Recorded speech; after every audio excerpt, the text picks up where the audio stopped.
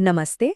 अच्छा, कभी सोचा है कि कागज पर लगे ये जो छोटे छोटे निशान होते हैं, जिन्हें हम विराम चिन्ह या पंक्चुएशन कहते हैं, ये कैसे हमारे लिखे हुए शब्दों में जान डाल देते हैं? आज हम लिखने की इसी छिपी हुई शक्ति को, इसी पावर को समझने वाले हैं। हाँ, तो हर वाक्य में ना एक छिपा हुआ कोड होता है। एक ऐसा सिस्टम जो हमारे विचारों को, हमारी कही हुई बात को सही आकार देता है। तो सवाल ये है कि आखिर ये कोड है क्या? चलिए मिलकर इसका पता लगाते हैं। तो ये कोड है क्लैरिटी का, यानी स्पष्टता का। देखिए, विराम चिन्ह असल में वो नियम है जो शब्दों के ढेर को एक मतलब देते हैं, एक स्ट्रक्चर देते हैं, ताकि जो भी इसे पढ़ें उसे ठीक वही समझ आए जो हम कहना चाहते हैं। तो सीधे सीधे कहें तो पंक्चुएशन बस वो निशान या सिंबल्स हैं जिनका इस्तेमाल हम लिखने में अपनी बात को साफ साफ समझाने के लिए करते हैं। ये हमारे विचारों के लिए एक तरह से दिशा निर्देशक का काम करते हैं। लेकिन एक बात समझनी होगी, विराम चिन्ह सिर्फ रूल्स का एक कलेक्शन नहीं है। नहीं, इनका एक बहुत गहरा मकसद है। पहला तो मतलब को बिल्कुल साफ करना, फिर अलग अलग आइडियाज को सेपरेट करना, कहाँ रुकना है, कहाँ थोड़ा ठहरना है, ये दिखाना, और सबसे जरूरी, लिखी हुई बात को पढ़ने में आसान बनाना। तो चलिए अब थोड़ा और डीप डाइव करते हैं और शुरुआत करते हैं कुछ सबसे बेसिक, सबसे फाउंडेशनल मार्क से। ये वो निशान हैं जो कह सकते हैं किसी भी सेंटेंस के स्ट्रक्चर की नींव होते हैं। और इस लिस्ट में सबसे पहले आता है द पीरियड, यानी हमारा पूर्ण विराम। इसे राइटिंग का सबसे पक्का वाला स्टॉप साइन समझ लीजिए, बिल्कुल वैसा ही जैसा सड़क पर होता है। इसका काम ना सुनने में बड़ा सिंपल लगता है, लेकिन है बहुत ही जरूरी। ये बस ये बताता है कि एक बात, एक स्टेटमेंट खत्म हो गया है। जब कोई आइडिया पूरी तरह से कंप्लीट हो जाता है तो बस पूर्ण विराम उसे फाइनल टच देता है। बात खत्म। अच्छा, पीरियड के बाद अब बारी है कॉमा की, यानी अल्प विराम।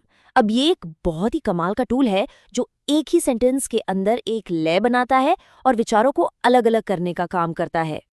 इसका मेन काम क्या है? किसी लिस्ट में आइटम्स को अलग अलग दिखाना, या फिर एक लंबे से वाक्य के अलग अलग पार्ट्स को ऑर्गेनाइज करना। इसे एक छोटा सा पॉज समझिए, जैसे हम बात करते हुए सांस लेने के लिए रुकते हैं, बिल्कुल वैसा ही।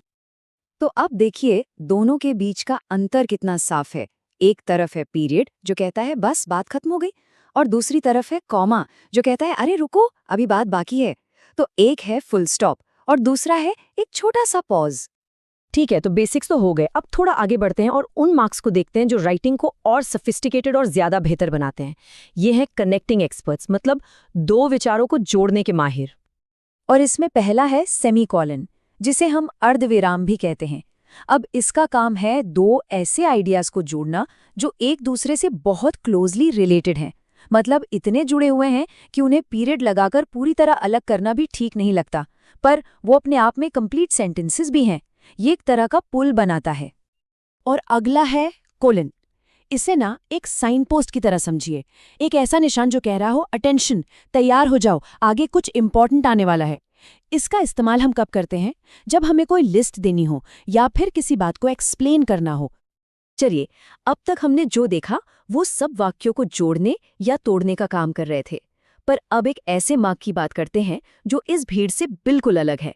इसका काम ही कुछ और है, इसकी अपनी एक खास जगह है, और ये है डी अपॉस्ट्रोफी।